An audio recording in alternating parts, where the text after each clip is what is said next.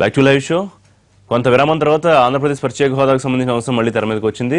రాష్ట్రానికి వచ్చిన కేంద్ర మంత్రి మనోహర్ పారికర్ దీని అంశాన్ని విలేకరుల ప్రశ్నలకు సమాధానంగా స్పందించారు. ప్రత్యేక హోదా దాదాపుగా ఇవ్వడం అసాధ్యం, కొన్ని ఇబ్బందులు ఉన్నాయి చట్టపరంగా, కానీ ప్రత్యేక హోదా కన్నా కేంద్రం చాలా ఎక్కువ చేయడానికి సిద్ధంగా ఉందని ఆయన కామెంట్ చేశారు. మరోవైపు ఈటెల రాజేందర్ జీఎస్టీ బిల్లుపై సమావేశం ఆర్థిక మంత్రుల సదస్సు సందర్భంగా ఆయన కోల్కతాలో కూడా తెలంగాణ కూడా ప్రత్యేక హోదా ఇస్తే పరిశ్రమలు మరింత రావడానికి ఇంకా అనేక అవకాశాలు ఉంటాయని చెప్పారు. కానీ సర్ప్లస్ స్టేట్గా ఆల్రెడీ దేశంలో 1-2 రాష్ట్రాల పక్కన నిలిచిన తెలంగాణకు ప్రత్యేక హోదా ఇచ్చే అవకాశం ఉంటుందా, ఆంధ్రప్రదేశ్కే లేనప్పుడు అనే అంశం. మరొక వైపు కేంద్ర మంత్రి దత్తాత్రేయ, రాష్ట్ర మంత్రి కేటీఆర్ మధ్య చిన్న వాగ్యుద్ధం జరిగిందన్న, కేంద్రం రాష్ట్రానికి పెద్దగా ఏమీ సహకారం చేయట్లేదు, ఆల్రెడీ శాంక్షన్ అయిన ప్రాజెక్టులకు సంబంధించి కూడా నిధులు రిలీజ్ చేయట్లేదని కేటీఆర్ అంటే వాస్తవాలు తెలుసుకుని మాట్లాడాలి అని చిత్తశుద్ధి ఉంటే డిపిఆర్తో కేంద్రానికి వస్తే కేంద్రం ఏం చేస్తుందో చూడొచ్చని చెప్పి ఆయన కౌంటర్ ఆయనకి ఇచ్చారు. మరోవైపు మోదీ వెంకయ్య సారథ్యంలో దేశం 2050 నాటికి ప్రపంచంలోనే అగ్రస్థానంలో ఉంటుందని చంద్రబాబు వ్యాఖ్యానించారు వెంకయ్యనాయుడు సన్మానం సందర్భంగా. అయితే ఏపీలో అభివృద్ధి వికేంద్రీకరణ జరగాలని సందర్భంగా వెంకయ్యనాయుడు సూచించారు. ఈ అంశాల మీద ఇవాళ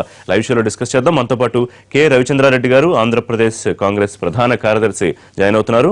గువ్వల బాలరాజు గారు, అచ్చంపేట ఎమ్మెల్యే, టీఆర్ఎస్ ముఖ్య నేత.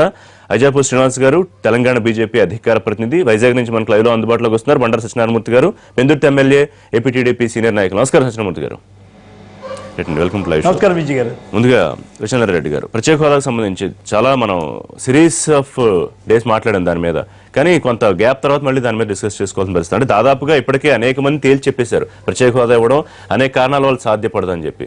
ఇంకా సరే ప్రయత్నం చేస్తామని ప్రభుత్వం చెప్పడం, నాయకులు చెప్పడం, బీజేపీ నాయకులు కూడా కొంతమంది చెప్తున్న సందర్భంలో నేను మరోసారి దాన్ని పునరుద్ఘాటించిన సందర్భం, అంతకన్నా ఎక్కువ చేస్తుందా ప్రత్యేక హోదా ఇవ్వదని మీ కామెంట్? యాక్చువల్గా ప్రత్యేక హోదా అనేది బీజేపీ ఎలక్షన్ మేనిఫెస్టో హామీ కూడా సార్.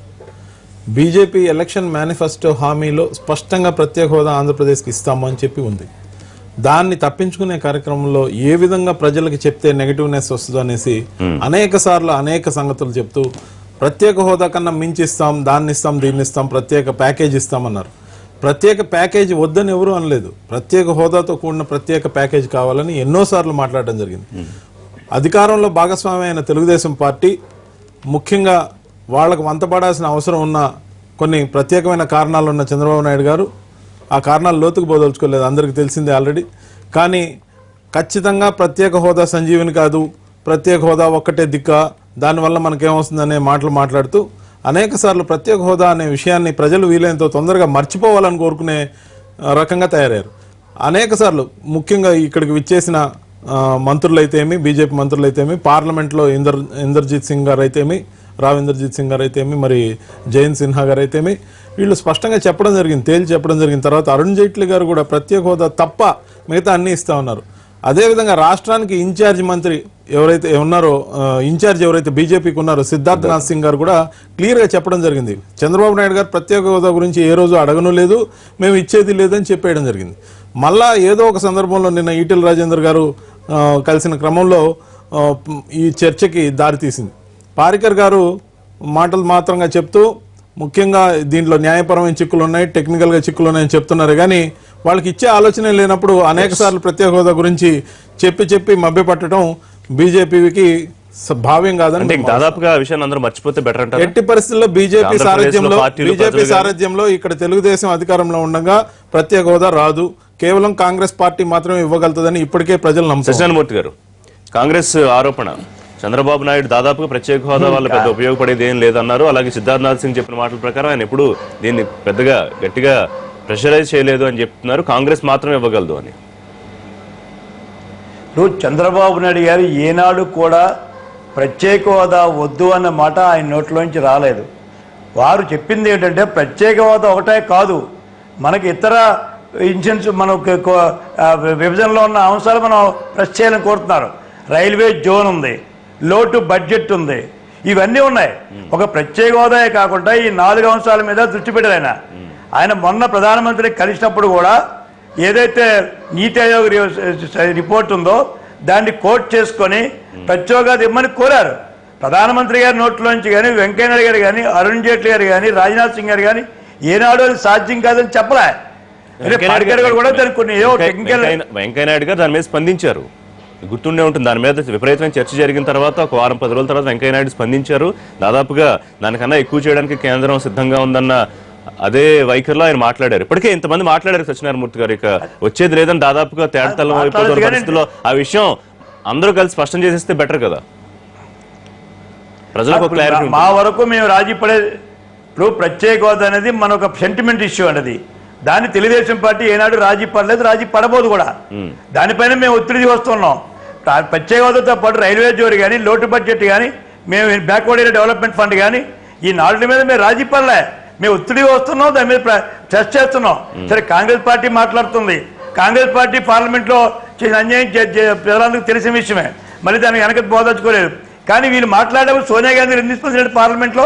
అవును, రాహుల్ గాంధీ ఎందుకు మౌనంగా ఉన్నారండి పార్లమెంట్ లో? మొన్న కాంగ్రెస్ తలావట్ చేస్తే సత్యనారాయణమూర్తి గారు, సోనియా గాంధీ గారు కనీసం నోరెప్పలేదు. ప్రైవేట్ బిల్లు కూడా చర్చకు వచ్చింది. కాదండి, ప్రైవేట్ బిల్లు మీద ఏం మాట్లాడతారండి? తేలుతుంది. కాంగ్రెస్ పార్టీ దౌర్భాగ్యమైన పార్టీ. కాంగ్రెస్ పార్టీ అవినీతి పుట్టైన తెలుగుదేశం పార్టీ ఎంతసేపు ఆవు కథ చెప్పుకొని బతుకుతారు సార్. కాంగ్రెస్ పార్టీని విమర్శించడం అంటే ఆవు కథ రోజు చెప్పినట్టే సార్. ఇది అనవసరమైన చర్చ. మీరు ప్రత్యేక హోదా గురించి మాట్లాడండి, పార్టీ గురించి ఏం మాట్లాడతారు సార్ మీరు? ఆంధ్ర ప్రజల తాలూకా వినండి, మీ కాంగ్రెస్ పార్టీ మాట్లాడే నైతిక హక్కు లేదు. పార్టీ మాట్లాడద్దంటే కష్టంగా సత్యనారాయణ గారు కదండి, అందుకే మీకు నోటలు చెల్లినాయి. మీ కాంగ్రెస్ పార్టీ అవినీతికి పేటెంట్ అయిన పార్టీ తెలుగుదేశం పార్టీ. మళ్ళీ పార్టీల విమర్శల్లోకి వెళ్ళిపోతున్నాం. ఒక నిమిషం సత్యనారాయణమూర్తి గారు, ఒక నిమిషం అండి, మళ్ళీ మాట్లాడతాం మీతో. రైట్, బాలరాజు గారు, పరిస్థితి చూస్తూ ఉన్నాం. ఆంధ్రప్రదేశ్ కి మొదటి చట్టంలో లేదు, కానీ పార్లమెంట్ సాక్షిగా ప్రధానమంత్రి చెప్పింది. ఆ తర్వాత ఏం జరుగుతున్న పరిణామాలు చూస్తున్నాం. మరి అసలు వచ్చేదే కష్టం అన్నప్పుడు తెలంగాణ ఆర్థిక మంత్రి ఈ సందర్భంగా ప్రత్యేక హోదా మాకు కావాలని అడగడం, అసలు అక్కడే అవకాశం లేదు. ఎందుకంటే అక్కడ రాజధాని లేదు, రెవెన్యూ లోటు ఉంది. ఇక్కడ రాజధాని హైదరాబాద్ ఉంది, ఎక్కువ ఆదాయం ఉన్న స్టేట్ గా ఉంది, సర్ప్లస్ స్టేట్ గా ఉన్న ప్రత్యేక హోదా అడగడంలో ఆంతర్యం ఏంటి? కొత్తగా ఏర్పడేటువంటి రాష్ట్రం ఇంకా భారతదేశంలో కానీ ప్రపంచంలో కానీ ఒక గుర్తింపు సాధించాలనేటువంటి తపన ఉన్నటువంటి మంత్రులు, ముఖ్యమంత్రి గారు, ఇక్కడ ఉన్నటువంటి ప్రజలు కోరుకుంటున్నటువంటి అభివృద్ధి. గతంలో మీరు చూసిన హైదరాబాద్ అంటేనే, తెలంగాణ అంటేనే మొత్తం గుర్తింపు ఉన్నటువంటి పరిస్థితి. ఈరోజు రోజు యువత కానీ, వ్యాపారస్తులు కానీ, వ్యాపార సంస్థలు కానీ ఈరోజు పెద్ద మొత్తంలో ఇక్కడ వస్తున్నటువంటి పరిస్థితి. దానికి కావాల్సినటువంటి ఇన్ఫ్రాస్ట్రక్చర్ ఏర్పాటు చేసుకునే విషయంలో కానీ, లేదంటే రాష్ట్రాన్ని అన్ని రంగాల్లో అభివృద్ధి చేసుకునే విషయంలో ఇప్పటికే ఒక స్థాయికి వచ్చేసింది హైదరాబాద్. తెలంగాణ రాష్ట్రంలో అతిపెద్ద నగరంగా ఉన్న హైదరాబాద్. వచ్చేవాళ్ళు వస్తూనే ఉంటారు. అంటే ప్రత్యేక హోదా వస్తే మాత్రమే ఇంకా అభివృద్ధి జరుగుతుంది, లేకపోతే ఆగిపోతుంది అనే పరిస్థితి కూడా ఏం లేదు ప్రస్తుతం ఉన్న పరిస్థితి. డెఫినెట్ గా టీఆర్ఎస్ ప్రభుత్వం ఉన్నంత కాలం కేంద్రం పైనో ఇంకో దానిపైనో ఆధారపడే పరిస్థితి ఉండదు. ఈరోజు స్వయంగా ఆలోచించే శక్తి సామర్థ్యాలు కలిగినటువంటి ముఖ్యమంత్రి గారు ఇక్కడ ఉన్నటువంటి అన్ని వర్గాలు కూడా మద్దతు తెలుపుతున్నటువంటి కొన్ని రాజకీయ పార్టీలు వ్యతిరేకించుండొచ్చు మా పాలన విషయంలో కానీ, మా విజన్ విషయంలో కానీ. ఖచ్చితంగా రాష్ట్రాన్ని అన్ని రంగాల్లో అభివృద్ధి చేయాలంటే మా ఎఫర్ట్స్ తో పాటు కేంద్ర సహాయము ప్రత్యేక హోదా ద్వారా ఇస్తే బాగుంటుంది అనేది మాత్రం మా భావన. ఖచ్చితంగా పక్క రాష్ట్రానికి ఇస్తుందా ఇవ్వదా కేంద్ర ప్రభుత్వం, వారి లోపాయికారి ఒప్పందాలు అవన్నీ మాకు అనవసరమైనటువంటి విషయాలు. కానీ సోదర రాష్ట్ర ప్రజలుగా మేమైతే కోరుకుంటాం మా రాష్ట్రం దాదాపు వాళ్ళే అడిగి ఇక లేదనిపించుకున్న పరిస్థితి 10-15 సార్లు. సరే, కాంగ్రెస్ మేము వచ్చినప్పుడు ఇస్తా ఉంటుంది. వారు చెప్పినట్టు కాంగ్రెస్ పార్టీ ఇస్తుందనే స్పష్టత అయితే ఇస్తుంది. ఇస్తారా ఇవ్వరా తర్వాత. ఇప్పుడు అధికారంలో ఉన్నటువంటి పార్టీ మాత్రం స్పష్టత ఇవ్వాల్సినటువంటి అవసరం ఉంది. ప్రజలను మోసగించేటువంటి విధంగా కానీ, లేదంటే ఒకవైపు బీజేపీ ప్రభుత్వాన్ని పొగడతలతో ముంచెత్తుతూ ఇక్కడ రాష్ట్రానికి ప్రత్యేక హోదా విషయంలో ప్రజలకు స్పష్టత ఇవ్వమంటే ప్రజలు తగిన రీతిలో ఏ పార్టీనైనా తరిమేసే పరిస్థితులు ఉంటాయి. రైట్, శ్రీనివాస్ గారు, రాజకీయంగా కాంగ్రెస్ పార్టీకి మరో అవకాశం మీరు ఇవ్వదలుచుకున్నారా ప్రత్యేక హోదా అంశానికి సంబంధించి? ఏ కోశానికి కూడా ఏ అవకాశం ఉన్నా లేకున్నా కాంగ్రెస్ పార్టీకి ఏపీలో మాత్రం భవిష్యత్తు ఉండదు. ఇవన్నీ కూడా కాంగ్రెస్ పార్టీకి ఆల్రెడీ ప్రజలు అనేక సార్లు అవకాశం ఇచ్చినారు. ఈ రాష్ట్రంలో, దేశంలో అభివృద్ధి గురించి కావచ్చు, అవినీతి గురించి కావచ్చు, కంపేర్ చేసి స్టేట్మెంట్ ముందర పెట్టే టేబుల్ ప్రజలకు అర్థమైంది ఉన్నది ఆల్రెడీ. కాబట్టి ఇవాళ ఈ కారణం చేత ఇవ్వలేదు కాబట్టి కాంగ్రెస్ అడ్వాంటేజ్ తీసుకుంటది, పాదయాత్రలు చేసి ప్రజామరణలు పొందుతుంది. అది అడ్వాంటేజ్ అయినా కాకపోయినా బీజేపీకి డిసడ్వాంటేజ్ కాకపోవట్లేదు. ప్రజలు కోరుకునేది స్టేటస్ కాదని ముఖ్యం కాదు. ఎందుకంటే ప్రజలకు కావాల్సింది సుపరిపాలన. రాష్ట్ర ప్రజల సెంటిమెంట్ గా ఉంది ప్రత్యేక సెంటిమెంట్. అదే సెంటిమెంట్ దేనికోసం? ఆ స్టేటస్ కోరే దేనికోసం? ఆ రాష్ట్రం డెవలప్ కావాలా, అన్ని రంగాల్లో ప్రభుత్వం, కేంద్ర ప్రభుత్వం, రాష్ట్ర ప్రభుత్వం యొక్క అండదండ ఉండాలి. అందరికి ఉపాధి, అందరికి నీళ్లు, అందరికి ఒక మంచి పరిపాలన సాగాలని కోరుకుంటున్నటువంటి జనం. ఆ జనాలకు మోదీ గారి యొక్క నాయకత్వంలో దేశంలో అక్కడ ఏపీ ముఖ్యమంత్రి గారు చంద్రబాబు నాయుడు ఇద్దరు కాంబినేషన్లో ఆ ప్రాంతం డెవలప్ అయ్యేటువంటి అవకాశం చాలా ఉన్నది. దేవుని దయ వల్ల అక్కడ ప్రకృతి సహజ సిద్ధంగా ఉన్నటువంటి నీటి వనరులన్నీ కూడాను వాటినే ఆ యొక్క రైతులకు అందించి పవర్ ఇచ్చినట్టయితే మిగతా రంగాలు స్పెషల్ స్టేటస్ లో 9,000 కోట్ల రూపాయలు 7,000 కోట్ల రూపాయలు వచ్చేటైతే డైరెక్ట్ గా కేంద్రం సుమారు ఇప్పటికే 46,000 కోట్ల రూపాయలు ఇవ్వడానికి తయారైపోయింది. సరే, ఆ విషయంలో ఎప్పటికీ క్లారిటీ లేదు. మీరేమో లక్షలు ఇచ్చామంటారు కోట్లు, అక్కడేమో అంతా కలిపితే 7,000 10,000 కోట్ల కూడా ఉండట్లేదు.